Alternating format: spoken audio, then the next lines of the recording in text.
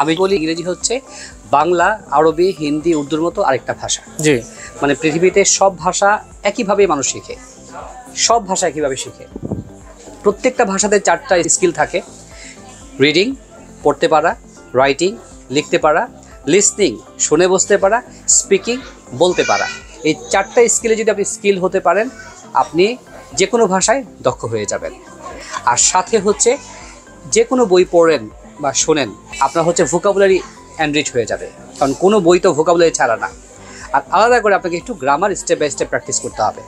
So dear viewers, আপনারা যারা beginner লেভেলে আছেন, আপনারা যদি ভালো ইংলিশ শিখতে চান, আমি যেই বইটার কথা বলছি, স্টেপ আপ IELTS, এই বইটা 2004 সালে ক্যামব্রিজ ইউনিভার্সিটি পাবলিশ করে। এই বইটা আপনারা নীলক্ষেতের ফ্রেন্ডস বুক কর্নারে গেলে পাবেন। একদম অরিজিনাল বইটা পাবেন, খুব বেশি দাম না, 1000 টাকার মধ্যে হয়তো। ঠিক আছে। সো এই একটা বই বা আরও অসংখ্য বই আছে, যেমন essential grammar news, Raymond Murphy, সেটাও ক্যামব্রিজ ইউনিভার্সিটির। এটার একটা এলিমেন্টারি লেভেল আছে আর একটা অ্যাডভান্স লেভেল আছে। খুবই ভালো বই, বেসিকের জন্য খুব ভালো।